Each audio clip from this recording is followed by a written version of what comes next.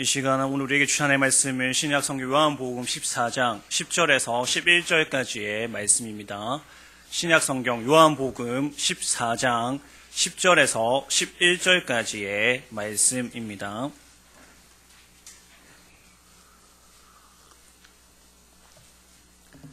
요한복음 14장 10절에서 11절까지의 말씀입니다. 우리 다 같이 하나님의 말씀을 봉독했으면 좋겠습니다. 내가 아버지 안에 거하고 아버지는 내 안에 계신 것을 내가 믿지 아니하느냐? 내가 너희에게 이르는 말은 스스로 하는 것이 아니라 아버지께서 내 안에 계셔서 그의 일을 하시는 것이라. 내가 아버지 안에 거하고 아버지께서 내 안에 계심을 믿으라. 그렇지 못하겠거는 행하는 그 일로 말미암아 나를 믿으라. 아멘. 지난 주일 하나님의 영광의 강체이신 예수님에 대해서 배우게 되었습니다. 예수님은 하나님의 영광의 강체이시요 하나님의 형상의 본체이시며 영광스러운 선지자, 제사장, 왕이 되심을 배웠습니다. 예수님의 영광은 이 삼위일체 하나님의 속에서 온전히 드러나게 되는데, 그런 의미에서 우리가 삼위일체 하나님을 아는 것은 우리 인생에서 상당히 중요한 의미를 가지게 됩니다. 삼위일체 하나님을 믿고 있는 분이 있다면 오늘 이 시간이 그 믿음이 더 깊어지는 시간이 되었으면 좋겠고, 삼위일체 하나님을 잘 모르는 분이 계셨다면 오늘 이 시간 성령 하나님께서 우리 마음속에 조명해 주심으로 말미암아 삼위일체 하나님을 제대로 아는 시간이 되시게 될 주님의 이름으로 부탁을 드립니다. 삼위일체 하나님은, 이 삼위일체 하나님의 신앙은 원천은 바로 성경입니다. 성경. 기독교의 핵심이 무엇입니까? 삼위일체라고 저희는 들어왔고 배우고 왔고 가르쳐 왔습니다. 그러니까 실제적으로 누군가가 삼위일체가 무엇이냐 물으면 쉽게 대답을 하지 못하는 경우가 있습니다. 삼위일체 하나님이란 한 줄로 요약을 한다면 성부 하나님, 성자 예수님, 성령 하나님이 이 구별되게 존재를 하시는데, 본질, 즉 영광과 본성과 능력에 있어서는 하나이신 하나님이라는 것을 고백하는 것이 삼위일체 하나님입니다. 하나의 본질을 성부 하나님, 성자 예수님, 성령 하나님이 동등하게 가지고 계시지만 위치에 있어서는 서로 구별되게 존재하심으로 말미암아 삼위일체 하나님을 우리가 알 수가 있습니다. 더욱 쉽게 말씀을 드리면, 저는 이제 목사님께서 이제 삼위일체에 대해서 정의를 한 것에 대해서 제가 동의를 하는 바인데, 그것은 바로 세 분 한 하나님이라고 한 줄로 요약을 할 수가 있습니다. 우리 머릿속에 세 분 한 하나님, 이 한은 하나의 본질을 가리킵니다. 그래서 우리가 삼위일체라고 고백을 할 때 세 분 한 하나님, 이것은 우리가 꼭 기억을 했으면 좋겠습니다. 세 분으로 구별되게 존재를 하시지만 하나의 본질, 하나의 본질을 가지신 하나님이 삼위일체 하나님이십니다. 우리 천국 제자들교회 성도님들은 이 개념을 잘 알아야 합니다. 우리가 오늘 살펴보고자 하는 것은 이 세 분 한 하나님이 어떻게 서로를 위해 존재를 하는지, 어떻게 서로를 사랑하고 영광스럽게 하는지, 거기까지 나아갈 수 있어야 합니다. 삼위일체 하나님의 교제를 잘 표현하는 단어가 있는데, 헬라어 단어로 페리코레시스라는 단어가 있습니다. 페리는 이 원을 가리키고, 코레시스는 춤을 추는 것을 가리키고 쓰고 있습니다. 저희 나라 말로 번역을 하면은 이제 강강술래, 손을 잡고 춤을 추면서 도는 것. 이 삼위일체 하나님께서 서로 손을 잡고 춤을 추면서 서로 완전한 교제를 이루고 계신데, 그것이 바로 페리코레시스라고 정의를 할 수가 있습니다. 또는 이 페리코레시스는 다른 말로 상호내주, 상호참여 등으로 번역을 할 수가 있습니다. 이것은 성부 하나님, 성자 예수님, 성령 하나님이 구별되게 존재를 하시지만 상호 내주의 방식으로 하나의 완전한 통일성을 이루고 있는 한 분 하나님이라는 고백과 관련이 있습니다. 성부 하나님은 성자와 성령 안에 온전히 완벽히 내주에 계십니다. 성자 예수님은 성부 하나님과 성령 안에 완전하게 내주하고 계시고, 성령 하나님은 성부와 성자 안에 완전히 내주하고 계시는 것을 페리코레시스라고 우리가 정의할 수가 있습니다. 오늘 말씀이 그것을 잘 증명해 줍니다. 우리 10절 말씀 다 같이 읽도록 하겠습니다. 10절 말씀 시작.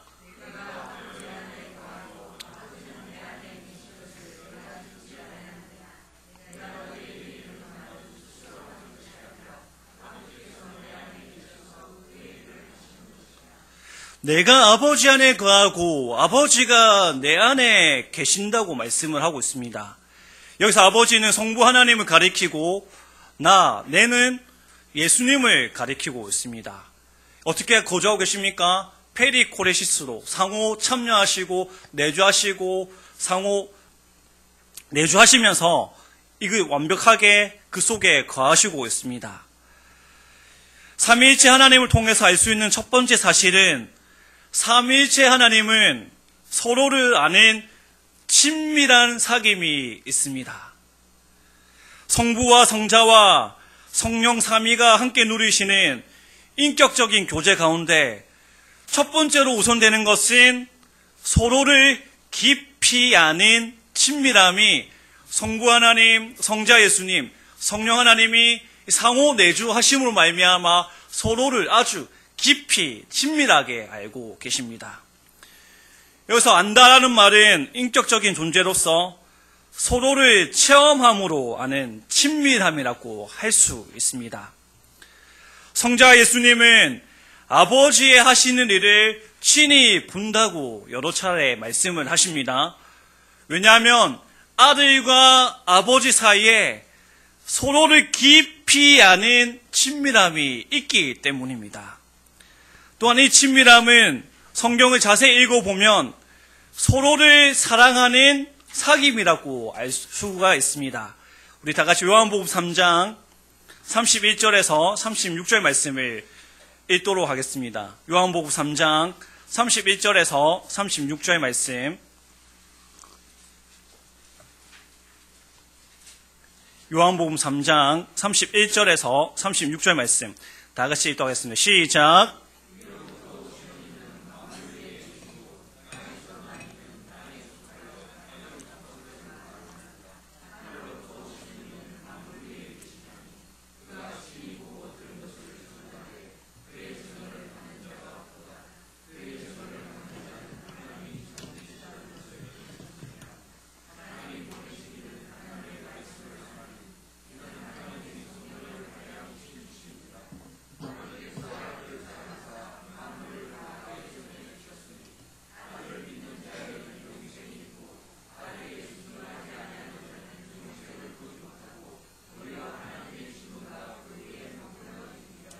사도 요한은 성부 하나님께서 성자 예수님을 사랑하셔서 만물을 다 그 손에 주셨다고 증거를 하고 있습니다. 성부와 성자 서로 간에 주고받는 관계가 있음을 알 수가 있습니다. 따라서 성부와 성자 간의 사랑은 단순한 로맨스가 아니라 자신을 내어드리는 아가페의 사랑입니다. 중요한 것은 아버지께서 아들을 사랑하시는 것이 일방적인 사랑이 아니라 아버지께서 아들을 사랑하시는 것처럼 아들도 아버지를 사랑합니다. 요한복음 14장 30절에서 31절을 보면 이후에는 내가 너희와 말을 많이 하지 아니하리니 이 세상 임금이 오겠습니다. 그러나 저는 내게 관계할 것이 없으니 오직 내가 아버지를 사랑하는 것과 아버지의 명하신 대로 행하는 것을 세상으로 알게 하려 함이로라. 이 성부 하나님, 성자 예수님, 성령 하나님은 완벽한 친밀함 속에서 서로를 사랑하고 계신데 이 친밀함이 단절된 적이 있습니다. 언제입니까? 예수님의 십자가에 달리셨을 때 아버지께서 침묵을 하시죠. 우리는 십자가를 이야기하면 보통 예수님의 희생만 강조를 하는데 거기에 머무지 말고 삼위일체 하나님의 관점으로 바라볼 수 있어야 합니다. 십자가에서 주님이 찢기시고 돌아가실 때 가장 슬퍼하셨던 분은 성부 하나님과 성령 하나님이십니다. 왜냐하면 삼위일체 하나님은 완전한 연합적인 친밀함을 가지고 계셨기 때문입니다. 서로 사랑하시며 서로 친밀하시며 서로 즐거워하시는 그 기쁨이 예수님이 무덤 속에 계시는 3일 동안 이루어지지 않았다고 본다면은 삼위일체 하나님, 완전한 친밀함을 이루시는 하나님 입장에서는 가장 큰 고통입니다. 태초 전부터 한 번도 서로의 완전한 사랑에 대해서 단절되지 않으셨던 하나님이 서로를 향한 사랑의 교통이 끊어지고 단절되었다는 것은 상당히 충격적인 사건입니다. 삼위 하나님은 인간의 교통의 단절을 직접 체험하셨습니다. 사람에게 있어서 가장 큰 고통은 무엇입니까? 죄로 인하여 하나님과 단절되는 고통이 가장 큰 고통이지 않습니까? 창조주와 피조물 간의 단절도 상당히 고통스러운 것인데 완전하신 삼위 하나님이 교통의 단절이 일어난 것은 우리가 상상할 수 없는 가장 큰 고통입니다. 죄인이 무엇이기에 완전하신 삼위일체 하나님의 교통, 친밀함을 우리가 단절시킬 수가 있습니까? 우리의 죄로 인하여 삼위일체 하나님의 완전한 이 친밀함을 깨뜨리고 단절시켰다는 이유 그 하나만으로도 우리는 죄에서 구원하신 하나님의 놀라운 사랑에 감사를 해야 합니다. 그렇게 십자가를 올바로 이해하기 위해서는 삼위일체 하나님을 올바르게 묵상을 해야 하는 것입니다. 삼위일체 하나님은 죄인을 구원하시기 위해 이 완벽하게 이루셨던 친밀함, 그 친밀함이 단절되는 큰 고통을 감수하시면서까지 우리를 구원하여 주셨습니다. 그러므로 십자가에 달리신 예수님을 생각할 때 같이 고통을 당하셨던 성부 하나님과 성령 하나님에 대한 이해가 우리에게 있어야 합니다. 성부와 성자와 성령의 인격적인 친밀함은 사랑의 친밀함일 뿐 아니라 삼위일체 하나님은 두 번째로 서로를 영화롭게 하는 친밀함을 가지고 있습니다. 첫 번째가 무엇이었습니까? 완전한 친밀함, 완전한 사랑을 이루시고 계시고 이 삼위일체 하나님은 서로를 영화롭게 하는, 영광을 돌리는 친밀함을 가지고 있습니다. 우리 주 예수님은 아버지께서 당신을 영화롭게 하신다고 말씀을 하셨습니다. 요한복음 13장 31절에서 32절을 보면 저가 나간 후에 예수께서 가라사대 지금 인자가 영광을 얻었고 하나님도 인자를 인하여 영광을 얻으셨도다. 아버지는 아들을 영화롭게 하시고 아들은 아버지를 영화롭게 하신다고 증거를 하고 있습니다. 왜 성부 하나님과 성자 예수님은 서로를 영화롭게 하고 있습니까? 완전한 사랑의 친밀함이 있기 때문입니다. 지난주 제가 하나님의 영광의 강체, 예수님에게 우리가 영광을 돌려야 한다고 제가 강조를 하였습니다.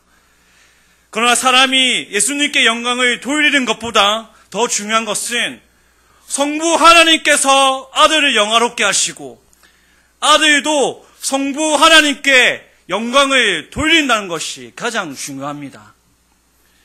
아버지로부터 영화롭게 된 아들 예수 그리스도는 아버지로부터 성령을 받아서 교회에 부어주시고 교회를 통하여서 다시 아버지를 영화롭게 하십니다.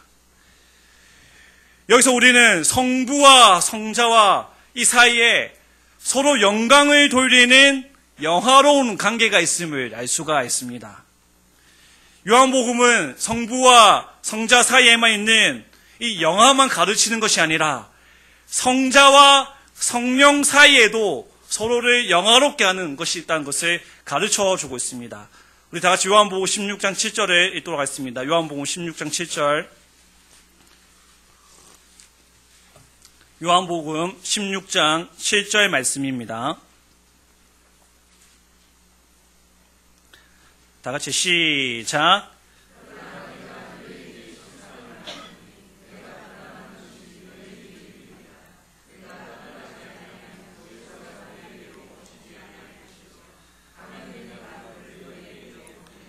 주님이 떠나가셔야 보혜사이신 성령님이 오시는데 14절 말씀을 보면 그가 내 영광을 나타내리니, 성령님이 주 예수님의 영광을 나타내심으로 성자와 성령 사이에도 서로를 영화롭게 하고 영광을 돌리는 일이 일어나는 것을 알 수가 있습니다. 이처럼 성부와 성자와 성령은 서로를 영광스럽게 하고 서로를 높이는 아름다운 교통 속에서 완벽하게 완전하게 존재를 하시는 분입니다. 이것이 바로 삼위일체의 신비입니다. 성부와 성자와 성령은 서로를 사랑하시고 서로를 영화롭게 하시는 것에 이어서 이 페리코레시스로 완전한 교제를 이루시는 특징으로 세 번째, 서로를 증거하십니다. 성부는 성자를 증거하시고 성자는 성부 하나님을 증거하시며 성령은 성자를 증거하시는 이 교통 속에 계십니다. 성부 하나님은 성자 예수님의 존재와 가치를 인정하고 성자 예수님은 성부 하나님의 존재와 가치, 성령 하나님의 존재와 가치를 인정하고 증명하시며 성령 하나님은 성자의 존재와 가치를 인정하고 증명하고 계십니다. 서로를 부인하거나 부정하는 관계가 아니라 서로를 인정하시고 긍정하시고 확인해 주시는 관계 속에 있는 것이 바로 삼위일체 하나님의 신비입니다. 성령 하나님은 하나님의 아들 예수 그리스도를 증거하시는데 특별히 하나님의 아들 예수 그리스도께서 물과 피로 임하신 것, 즉 성육신을 증거하고 있습니다. 또한 삼위일체 하나님은 서로를 향해서 순종을 하고 있습니다. 첫 번째, 삼위일체 하나님은 어떻게 하고 있었습니까? 서로를 사랑하였고, 두 번째는 서로를 영화롭게 하였고, 세 번째는 서로를 증거를 하였고, 네 번째는 서로에게 순종하고 계신데 이것이 삼위일체 속에서 일어나고 있습니다. 삼위일체 하나님은 영원토록 동등하신 분이십니다. 신적인 본질과 본성, 신적인 권능, 능력, 존귀한 면에서 성부와 성자와 성령은 영원 전부터 영원까지 동등한 분이십니다.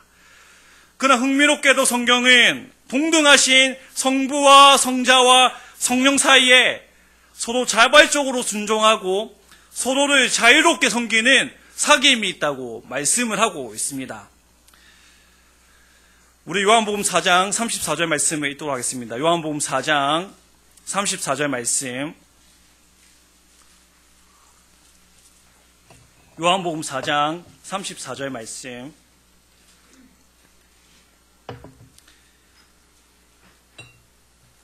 다 같이 시작.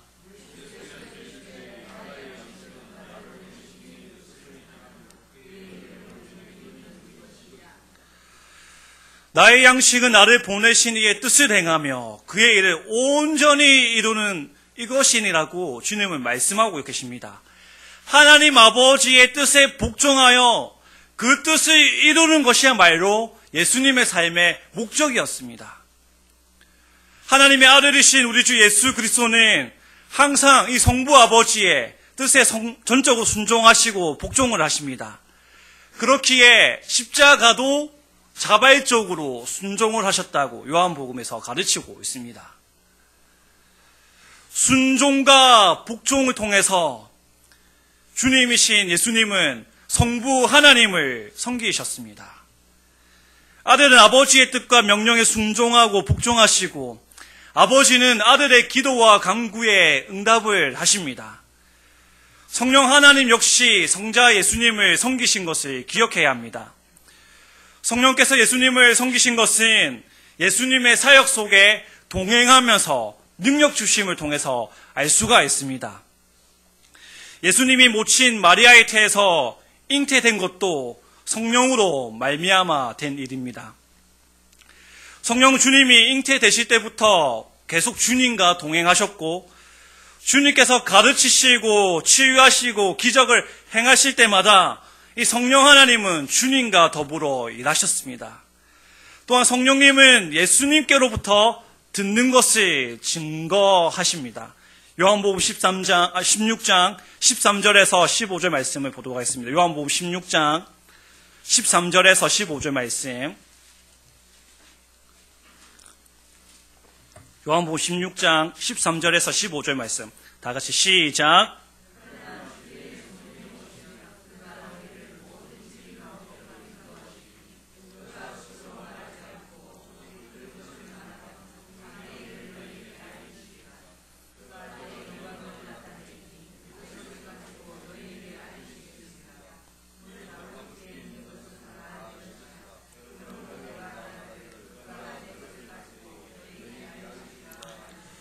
성령님께서 스스로 말씀하지 않으셨다. 이것은 상당히 중요합니다.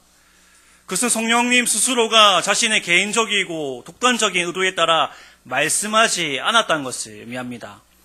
도리어 성령님은 오직 성자로부터 듣는 것을 말씀하셨습니다. 그 말은 성령이 성자의 뜻과 의도와 계획을 벗어나지 않으시고 도리어 성자 예수님께 순종하는 것을 알 수가 있습니다. 성자가 성령께서 들려주시는 것 외에는 성령이 말씀하시지 않는다는 것을 통해서 성자 예수님과 성령님 사이에 서로를 위한 순종과 복종이 이 섬김의 관계가 있었음을 알 수가 있습니다. 그렇기에 성령님은 거룩한, 자신을 드러내지 않는 거룩한 수줍음을 가지고 계신 분이라고 말씀을 하고 있습니다. 성자 예수님은 성부 하나님의 뜻과 의도에 순종을 하셨고 성령 하나님은 성자 예수님의 뜻과 의도에 순종하시고 성자 예수님은 성부 하나님을 섬기시고 성령 하나님은 성자 예수님을 섬기고 성부 하나님은 성자 예수님의 기도를 들으시며 예수님 역시 성령님의 섬기심을 받는 서로 순종의 관계가 삼위일체 안에서 일어나고 있는 것을 알 수가 있습니다. 삼위일체 하나님은 어떻게 서로를 나타내고 있었습니까? 첫 번째는 서로를 사랑하셨고 두 번째는 서로를 영화롭게 하셨고 세 번째는 서로를 증거하셨고 네 번째는 서로를 순종하셨고 다섯 번째는 이 서로를 보내시는 사귐 속에 완전한 친밀함을 이루시고 계십니다. 성경은 삼위일체 하나님이 서로를 세상에 보내시고 보냄을 받는 사귐이 있음을 증거하고 있습니다. 성부 하나님은 누구를 보내셨습니까? 이 메시아이신, 이 세상의 구원자이신 예수님을 보내셨습니다. 성자 예수님은 성부 하나님으로부터 성령을 받아서 세상에 보내셨습니다. 성부와 성자가 함께 성령을 보내셨습니다. 또한 성령님은 성부와 성자의 뜻에 따라 믿음의 공동체인 교회를 세우시고 이 교회를 세상으로 향하게 하십니다. 부활하신 성자 예수님은 세상을 구원하시기 위해 성령을 교회에 보내셨고 성자와 성령은 함께 교회를 세상에 보내십니다. 지금까지 논의를 요약하면 삼위일체 하나님은 서로 보내시고 보내심을 받는 관계 속에 있다는 것을 알 수가 있습니다. 삼위일체 하나님은 서로 상호내주, 페리코레시스 하시면서 서로를 사랑하시고 서로를 영화롭게 하시고 서로를 증거하시고 서로에게 순종하시고 서로를 보내시는 완벽한 친밀함 속에 거주하고 계십니다. 이것이 삼위일체 하나님을 나타내는 수가 있습니다. 이렇게 하시는 이유는 우리가 기억해야 할, 또 우리가 중요하게 생각해야 할 명제가 있는데, 서로 구별되게 존재를 하시지만 하나를 이루셨던 것처럼 구별 속에서 하나를 온전히 이루시기 위해서 서로를 사랑하셨고, 서로에게 영광을 돌리셨고, 서로를 증거하셨고, 서로에게 순종을 하셨고, 서로를 보내고 보내심을 받는 관계였던 것을 알 수가 있습니다. 중요한 것은 기독교 모든 진리가 우리의 삶과 아주 밀접하게 연관이 되어 있습니다. 우리는 하나님을 아는 만큼 믿을 수가 있고, 믿는 만큼 순종할 수가 있습니다. 삼위일체 하나님, 삼위일체는 하나의 딱딱한 교리가 아니고 또 감론적인 생각이 아닙니다. 이 삼위일체 신앙은 철저하게 우리의 삶과 연관이 되어져 있습니다. 삼위일체 하나님은 서로 성부 하나님, 성자 예수님, 성령 하나님 구별되게 존재하시지만 하나의 통일성을 가지고 계셨습니다. 우리가 삼위일체 하나님을 우리의 삶 속에 적용하기 위해서는 우리 머릿속에는 항상 구별성에 대한 존중이 있어야 합니다. 아버지는 아들과 성령을 존중하고 인정해 주셨고, 아들과 성령의 얼굴 속에서 자신을 발견하십니다. 삼위일체를 추구하고 신앙하는 우리에게는 서로를 향한 구별성을 존중하고 예찬함으로 말미암아 하나의 통일성을 이루기 위해 힘써야 합니다. 우리 옆에 있는 타자와 이웃을 존중하고 인정하고 환대하고 수용을 해야 합니다. 오늘날 세상에서 일어나는 수많은 비극들은 서로가 서로를 인정하지 못하고 수용하지 못하는 데서 발생합니다. 나와 다름을 도대체 수용하지 못하는 것이 죄된 인간의 모습입니다. 백인은 흑인의 다름을 수용하지 못하고 흑인을 노예 삼고 차별해 왔습니다. 이 인종차별의 비극은 수많은 상처와 죽음과 희생을 낳게 되었습니다. 백인은 옳고 흑인은 틀렸다는 이분법, 백인은 우월하고 흑인은 열등하다는 이분법이 이 서로를 정죄하고 저주하는 무서운 비극을 낳게 되었습니다.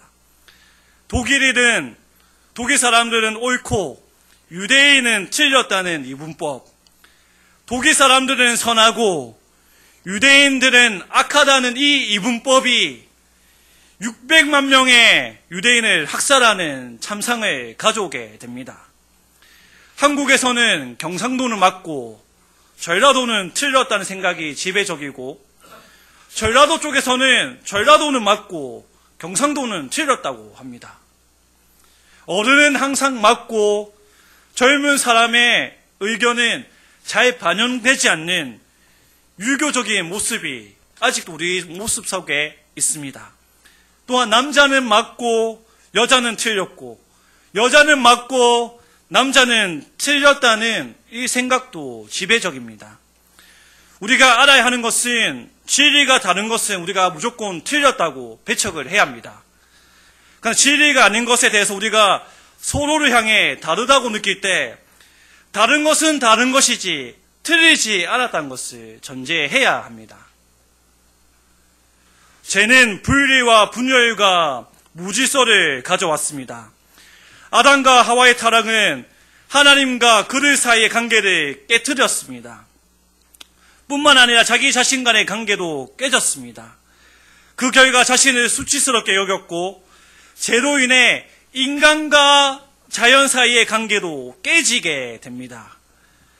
자연은 인간을 향하여 저항하기 시작하였고, 이 만물과 만물 사이에 완벽하게 이뤘던 조화, 아름다움도 이 죄로 인하여 산산이 부서지고 깨져 버렸습니다. 죄로 인한 이러한 분열과 무질서를 치유하는 길은 삼위일체 신앙을 삶 속에서 철저하게 실천할 때 회복할 수가 있습니다. 성부는 성자와 성령의 삶에 참여하십니다. 성자는 성부와 성령의 삶에, 성령은 성부와 성자의 삶에 온전히 참여하십니다. 이것은 오늘날 유행하고 있는 개인주의, 이 개인주의를 깰 수 있는 하나의 키워드가 됩니다. 개인의 독립성과 자율성을 지나치게 강조하는 유아 독존의 삶의 방식은 삼위일체 하나님의 존재 방식의 삶과 그 모습과 정면으로 위배됩니다. 타인의 존재와 삶을 무시하거나 무관심한 채 개인의 안위만을 추구하는 개인주의는 하나님의 삶과 존재 방식에 있어서 일치가 되지가 않습니다. 또한 개인의 차이와 다양성을 무시한 채 집단의 안위만을 추구하는 집단주의도 하나님의 이 삼위일체 하나님의 존재 방식에 위배됩니다.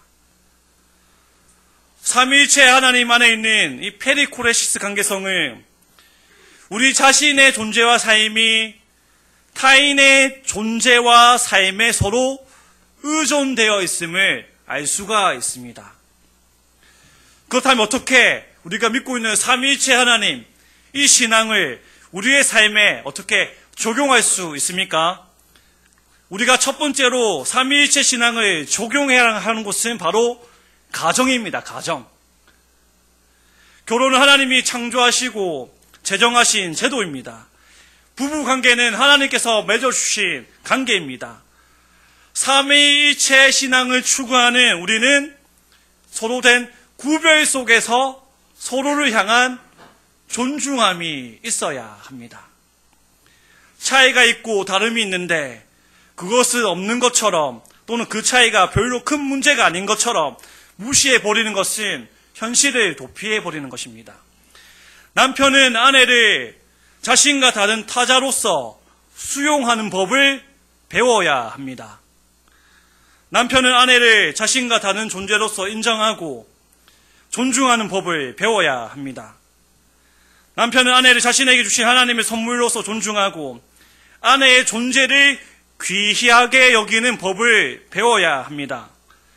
왜냐하면 남편은 아내와의 바른 관계 속에서만 자신의 정체성을 발견할 수 있고 바른 사람이 될 수 있기 때문입니다. 아내도 마찬가지입니다. 아내는 남편과의 바른 관계 속에서 자신의 정체성을 발견하게 됩니다. 남편은 아내를 자기와 동일한 존재로 만들기 위해서 이 아내의 구별성, 그 구별성을 무시한 채 획일성을 강조해서는 안 됩니다. 오히려 남편은 아내가 자신과 다르다는 구별된 존재라는 것을 확인하고 그 자체를 존중할 수 있어야 합니다. 아내도 마찬가지입니다. 아내 역시 남편을 자기 자신과 다른 존재로 인정하고 존중하는 법을 배워야 합니다. 아내는 남편을 자신에게 주신 하나님의 선물로서 존중하고 남편의 존재를 인정하는 법을 배워야 합니다. 다름과 차이를 있는 그대로를 존중하면서 서로 간의 이 친밀한 연합을 추구하는 것이 삼위일체 하나님의 신앙을 우리가 삶 속에 적용하는 것입니다. 남편과 아내 서로에게 있는 독특한 개성은 있는 그대로 서로 존중해 주어야 합니다. 부부관계 속에서 각자는 다른 사람의 다름을 다름으로 수용하는 법을 배우고 그 속에서 계속 훈련되고 성숙되어져 가야 하는 것입니다. 서로의 삶을 간섭이 아닌 참여로 서로 간에는 막힘이 없는 의사소통이 이루어져야 합니다.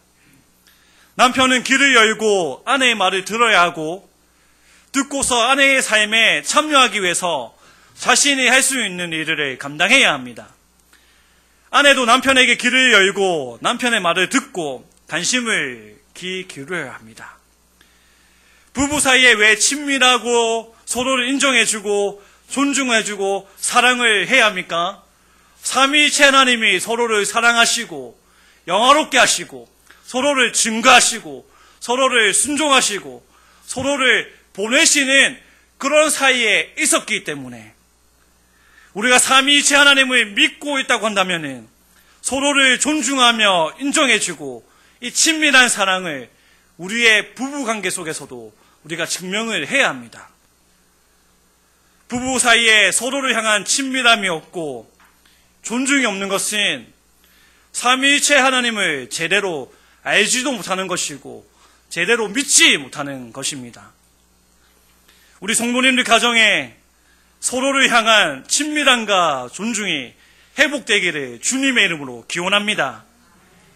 삼위일체 신앙을 가정에서 이루어져야 하고 이루어져야 하는 또 다른 영역은 부모와 자녀 사이에서 이루어져야 합니다. 부모와 자녀 사이에서도 이 삼위일체 신앙, 서로를 사랑하고 영화롭게 하고 서로를 증거하고 순종하는 이 정신이 부모와 자녀 사이에도 있어야 합니다. 오늘날 부모와 자녀는 이 부모와 자녀의 관계는 큰 위기를 맞고 있습니다.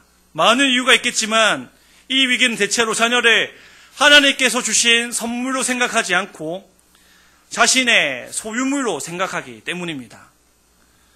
부모는 자신의 생각과 꿈을 자녀에게 강요합니다.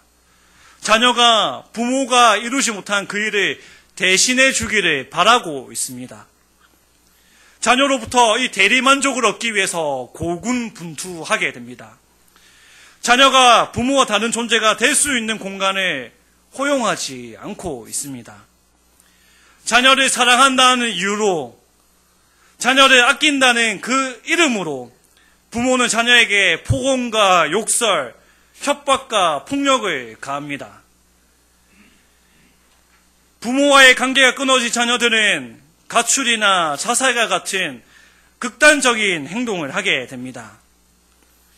이러한 위기, 부모님들과 자녀 사이에 이러한 위기를 극복할 수 있는 유일한 길이 바로 삼위일체 신앙을 부모와 자녀 사이에 종목시키는 것입니다.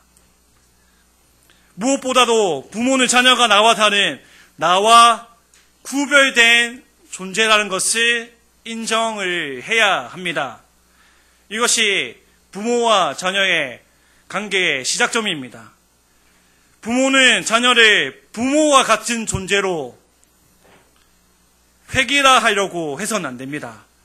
서로 다른, 서로 구별된 존재라는 것을 인정하고 존중을 해야 합니다. 자녀들이 많을 경우에는 그 자녀들 간에서도 다양성이 있다는 것을 인정을 해야 합니다. 아들과 딸이 다르게 창조되었고 아들들이 서로 다르고 딸들이 서로 다릅니다. 각자의 성품이 다르고 관심이 다르고 그러나 서로 구별되어서 존재하고 있는 것입니다. 부모는 자녀가 부모와 다르다는 사실을 수용하고 인정하고 받아줄 수 있어야 합니다. 부모와 자녀는 똑같을 수가 없습니다. 그렇기 때문에 똑같게 하려고 강요해서도 안 됩니다.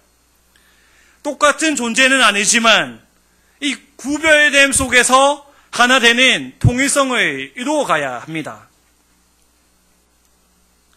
부모와 자녀는 주 안에서 다 같이 하나입니다. 부모도 하나님의 자녀이며 자녀도 하나님의 자녀이기 때문입니다. 우선 부모는 자녀의 삶에 관심을 가지고 참여하려고 노력을 해야 합니다. 부모가 여러 가지 핑계를 대면서 자녀의 삶에 무관심하고 그 삶에 참여하지 않는 것은 결코 성경적인 부모가 될 수가 없습니다. 정말 어쩔 수 없이 바쁘다는 이유 때문에 이 자녀와 함께하는 삶을 공유할 수가 없다면 다른 방법을 택해서라도 그 공백을 메워야 합니다. 편지를 하든지 전화를 하든지 카카오톡을 보내든지 카카오 스토리를 하든지 페이스북을 하든지 이런 보조수단을 이용해서라도 부모와 자녀 간에 막힘이 없는 의사소통이 이루어져야 합니다. 삼위일체 하나님은 서로 간의 의사소통이 완벽하겠습니다. 막히는 것이 없었습니다. 또한 자녀는 부모를 주 안에서 공경을 해야 합니다. 자녀 또한 부모님의 삶에 최대한 참여해야 합니다. 부모와 자녀는 서로에게 의존되어 있고 부모와 자녀는 결코 완전히 분리될 수 없고 분리되어서도 안 됩니다. 부모의 행복과 불행은 자녀에게 영향을 미치게 되고 자녀의 행복과 불행도 부모에게로 영향을 미치게 됩니다. 부모만이 자녀를 사랑해야 하는 것이 아니라 자녀 또한 부모를 사랑해야 하는 것입니다. 성자 예수님이 성부 하나님께 대하여 가지셨던 자세를 본받아야 합니다. 성자 예수님은 성부 하나님을 철저하게 공경하시고 성부 하나님의 뜻과 말씀에 온전히 순종을 하셨습니다. 마찬가지로 그리스도인 자녀도 자기 부모님에게 철저하게 공경을 해야 합니다. 삼위일체 하나님의 서로 간의 친밀한 사귐과 섬김이 있었던 것처럼 부모의 희생과 섬김이 없이는 어떤 자녀도 하나님과 사람 앞에서 올바르게 살아갈 수가 없습니다. 부모의 희생과 섬김을 통해서 자녀는 성숙하게 됩니다. 그런 의미에서 부모는 항상 자녀를 섬기는 자리에 있어야 하고, 부모가 자녀를 아름답게 섬길 때 자녀는 부모를 아름답게 합니다. 혹 이 자리에 부모님과 갈등이 있는 분이 있습니까? 또한 자녀와 갈등이 있는 분이 있습니까? 삼위일체 하나님은 서로를 섬기고 서로에게 순종하면서 완전한 교제를 이루셨습니다. 이 시간 삼위일체 하나님, 구별 속에서 하나를 이루시는 그 의미를 깨달아 부모와 자녀 사이가 회복되기를 주님의 이름으로 부탁을 드립니다. 삼위일체 신앙은 가정뿐만 아니라 우리가 추구해야 할 장소는 직장, 학교, 국가와 사회입니다.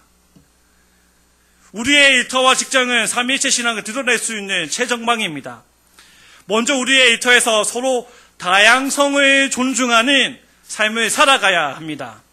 나와 다른 사람들, 나와 다른 가치관을 가지고 있는 사람들, 심지어 주님을 알지 못해서 그리스도인들을 핍박하는 사람들까지도 인정하고 존중을 해 주어야 합니다. 동료들과 상사들을 먼저 높이고 존중하고 한대해 주시기를 바랍니다. 동료들과 상사들을 진실한 사랑으로 대해야 합니다. 또한 직장의 동료들과 상사를 향한 섬김과 희생을 아끼지 않아야 합니다. 이것이 직장 속에서 삼위일체 신앙을 드러내는 일입니다. 학교에서는 학생들 어떻게 해야 됩니까? 다른 학생들과 선생님이 나와 다른 것을 인정하고 존중을 해야 합니다. 친구들과 선생님들의 모습을 있는 그대로 인정하고 수용하는 것은 구별된 존재로 존중하는 자세입니다. 친구들에 대해서 좀 더 깊이 알려고 노력을 해야 하고, 기회가 닿는 대로 그들의 삶에 동참을 해야 합니다. 더 나아가서 친구들과 선생님들과 깊은 사랑의 친교를 나눌 수 있는 것, 이것이 삼위일체 신앙을 학교에서 실천하는 것입니다.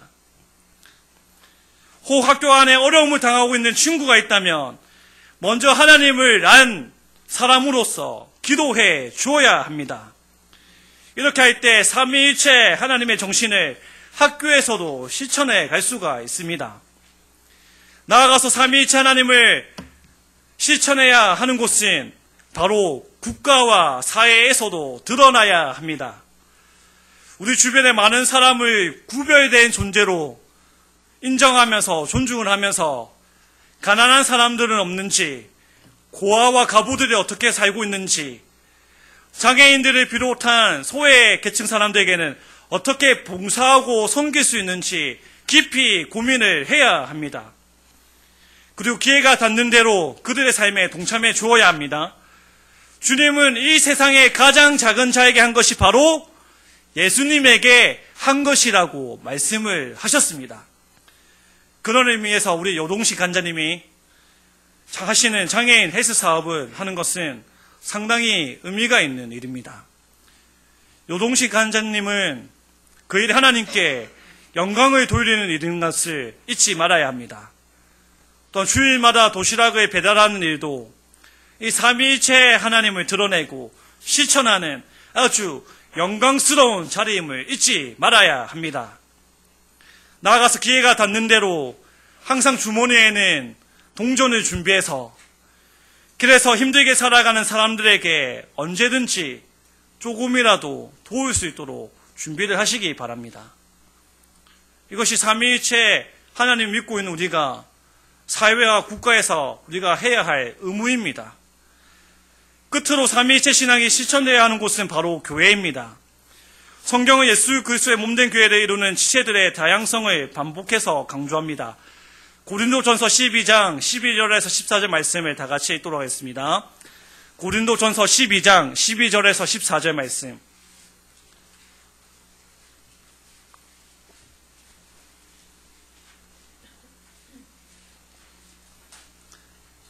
고린도전서 12장 12절에서 14절 말씀. 다 시작.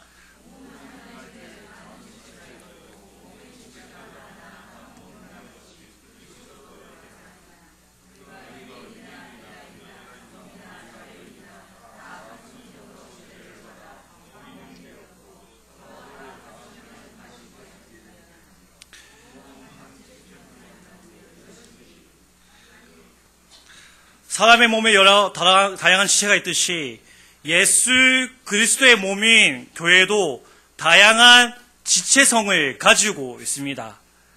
교회 안에는 여러 다양한 사람들이 있습니다. 돈이 있는 사람도 있고 돈이 없는 사람도 있고 키가 큰 사람도 있고 키가 작은 사람도 있고 건강한 사람이 있고 건강하지 못한 사람이 있고 내성적인 사람이 있고 외향적인 사람이 있고 어린이도 있고 어른도 있고 남자도 있고 여자도 있고 성격이 차분한 사람도 있고 성격이 다혈질적인 사람도 있고 지식인도 있고 그렇지 못한 사람들도 있습니다.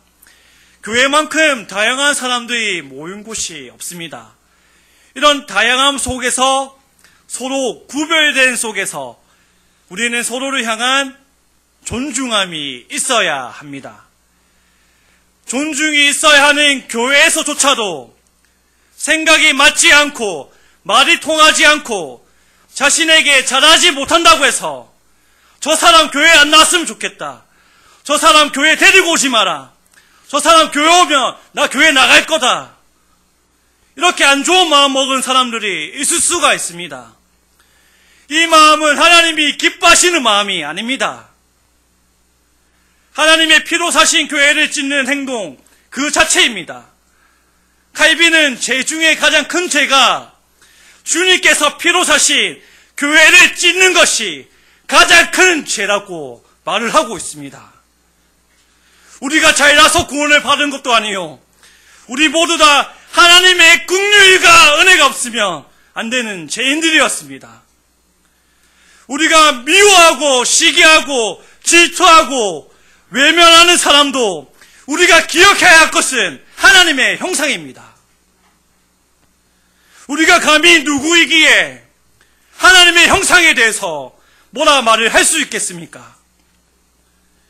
우리는 교회 안에서 삼위일체 하나님이 구별됨 속에서 하나를 이루신 것처럼 서로 다른 모습으로 모인 교회 안에서 온전히 하나를 이루도록 힘써 노력을 해야 합니다.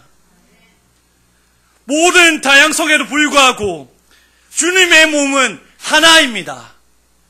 둘이거나 셋일 수가 없습니다. 예수 그리스도의 몸은 나눌 수가 없습니다. 성령님이 하나이십니다. 교회가 공동체로서 또는 각 지체로서 소망해야 하는 것은 이 하나됨을 추구하는 것입니다. 교회가 하나라고 할 때 외적인 조직이나 형식이 아니라 진리 안에서 서로를 용납하고 사랑하는 그 하나됨을 말하고 있습니다. 삼위일체 하나님이 성부, 성자, 성령 서로 사랑하시는 것처럼 우리는 교회 안에서 서로 사랑해야 합니다.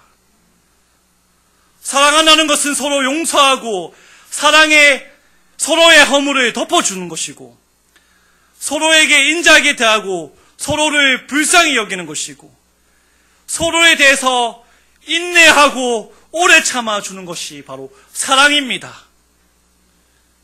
서로에 대한 오래 참음은 서로가 서로를 힘들게 하고 상처를 주고 아프게 할 때에도 우리는 계속 사랑을 해야 합니다. 그것은 악을 악으로 갚지 말고 선으로 악을 이기라는 주님의 말씀을 의지해야 하기 때문입니다. 혹시 우리 공동체 중에 천국 제자들 중에 성도님들 중에 빠지는 사람들을 챙기는 거, 믿음이 연약한 형제 자매를 돌보고 연락하는 것, 이것이 삼위일체 하나님을 닮아가는 것을 잊지 마시기 바랍니다. 그래서 새 가족이 우리 천국 제자들 교회에 왔을 때 천국 제자들 교회만큼은 서로를 돌아보고 아끼고 존중해주는 공동체이구나, 이런 감탄사가 터져 나와야 합니다. 그래서 새신자들로 하여금 이 교회의 복됨을 보게 하고 교회의 아름다움을 보게 하여서 이 산 위에 있는 동대가 숨기지 못하는 빛을 발하는 영광스러운 공동체가 되어야 하는 것입니다. 주님의 몸된 교회가 취할 수 있는 가장 위대한 방법은 우리 공동체 내에서 가장 느린 사람의 발걸음에 그 걸음을 맞추는 것입니다. 또한 삼위일체 하나님은 서로를 섬기고 순종하셨던 것처럼 우리도 그 정신을 교회 안에서 실천을 해야 합니다. 무엇보다 우리의 모임 중에 예살모, 운영위원회, 운영위원장 모임 때 서로의 의견이 많이 나누어지는 그 시간에 순간적으로, 인간적으로, 세상적으로 생각하는 것이 아니라 이 의견을 내면 하나님이 기뻐하실까? 이 의견을 제시하면 우리 공동체가 유익이 되고 하나가 될 수 있을까? 그런 깊은 고민이 있어야 하는 것입니다. 깊은 고민 가운데 하나님이 기뻐하시는 의견이 나왔다면 우리는 그 사람을 존중하고 그 사람의 의견에 순종하고 복종을 해야 하는 것입니다. 이것이 삼위일체 신앙을 추구하는 우리의 모습이 되어야 하는 것입니다. 예수님은 하나님이셨지만 자신의 뜻보다 아버지의 뜻을 먼저 구하셨습니다. 나의 뜻이 아닌 다른 사람의 의견을 존중해주고 인정해주는 진정한 삼위일체 공동체가 되기를 주님의 이름으로 기원합니다.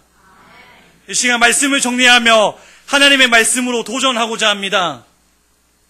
우리가 믿는 삼위일체 하나님은 서로를 사랑하고 서로를 증거하며 서로를 순종하고 서로를 영화롭게 하는 하나님이십니다.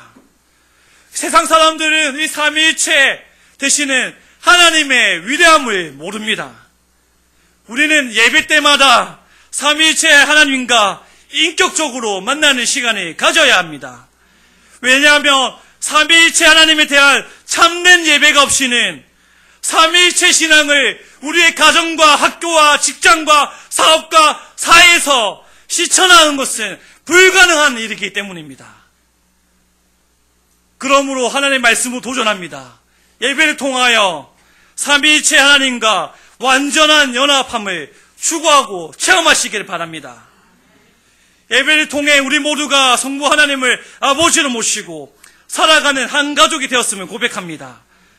예배에서 선포되는 하나님의 말씀으로 인해 우리 영혼은 영적인 안식을 얻게 됩니다. 예배 때마다 베풀어지는 이 성찬을 통해 삼위일체 하나님과 우리가 영적으로 연합되었음을 믿음으로 고백합니다. 그럼 이 시간 완전한 교제를 이루고 계신 삼위일체 하나님을 예배 시간에 바라보고 섬기고 삶을 살아갈 수 있는 힘을 얻기 위해 우리의 몸과 마음과 정성을 다하여 삼위일체 하나님을 간절히 갈망하는 시간이시기를 주님의 이름으로 기원합니다. 우리 말씀을 생각하면서 찬양했으면 좋겠습니다.